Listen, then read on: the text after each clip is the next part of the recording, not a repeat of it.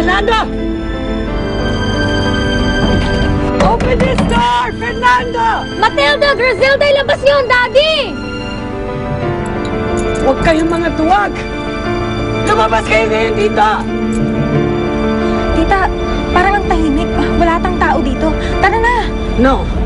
Anong wala? I'm sure they're just there. Dito lang kayo, ha? Titignan ko kung may daan pa dyan sa likod. Mom! Handa na ba kayo? Kanina pa, Fairy Godmother. Kaya halika na. Baka kung ano pang gawin ni Fabiola kay Eric. Bumukas ka. Dalhin mo kami sa Fantasia. Ngayon din. Pasok na.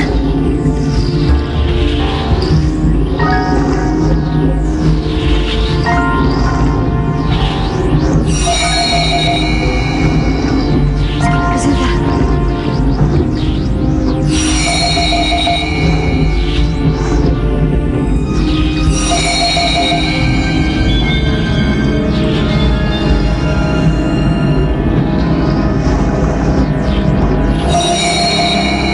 Hanggang anong petsa naman tayo maghihintay dito? Alam mo, dapat hindi ka na lang sumama kung dami mo reklamo. Ang labok kasi dito eh. Bakit nga ba ako sumama sa inyo? Pwede pa tumahimik ka, Tonet?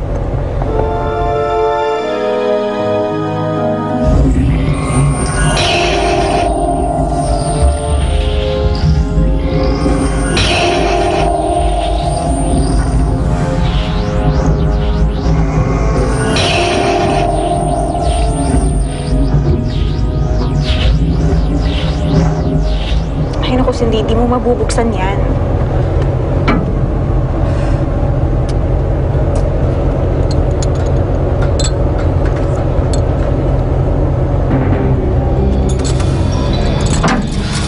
Ay naku, Cindy, di mo mabubuksan yan.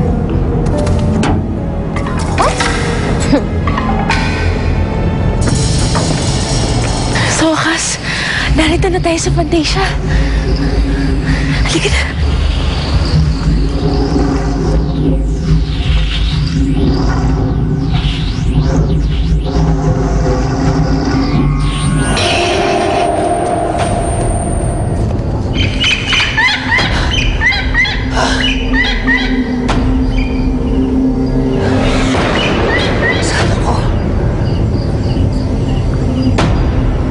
Where am I?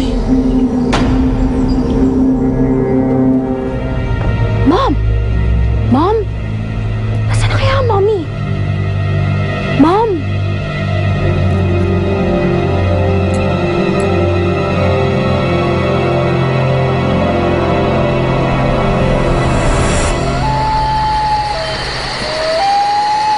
May ganitong klaseng lugar pala. Unbelievable.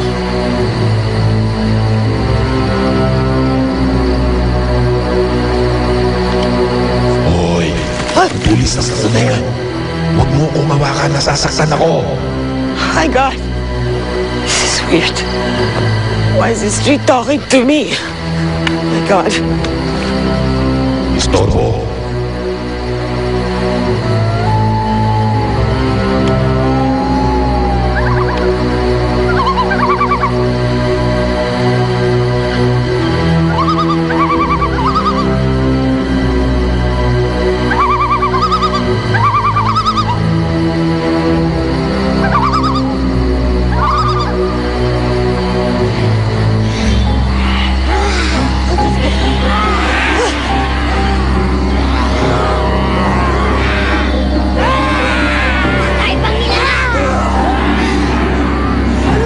Anong nila? Ako pa ang kakaiba? Siya ay ating gawing alipin! No! Hindi ko akalain makabalik ulit tayo dito. Pagkatapos sa maraming taon, hindi ako makapaniwala na makabalik ako sa mundo ng aking mag-ina. Sandali. Hindi ko gusto ang aking nararamdaman. Tila may nagmamatsyag sa atin. Tayo na. Puntahan na natin si Fabiola.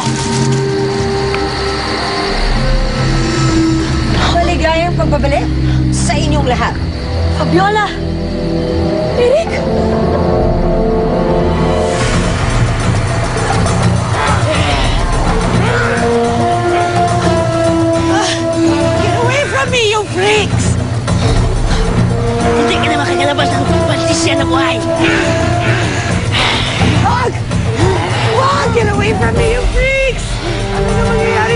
dito!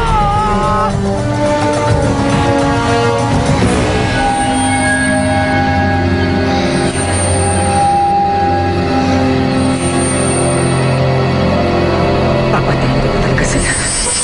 Para masolve na natin ang nanay mo.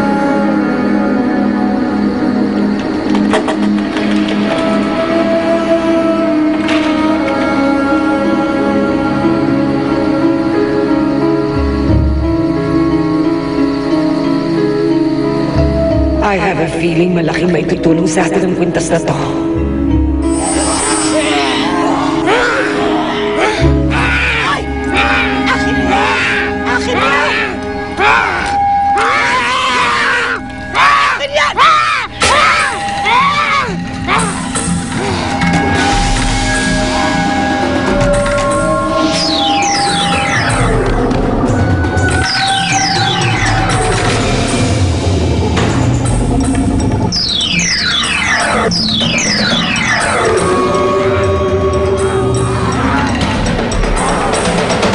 Fabiola, nakikiusap ako sa iyo. Huwag mong idamay si Eric sa halitan natin. Pakawalan mo siya. Bakit ko siya papakawalan? Kung magagamit ko siya upang pasakitan kita. Anong ibig sabihin? Buhay ng kapatid ko ang kinuha niyo sa akin, Grasilda. Kaya nararapat lamang na buhay rin ang pinakamamahal mong lalaki ang maging kapalit nito.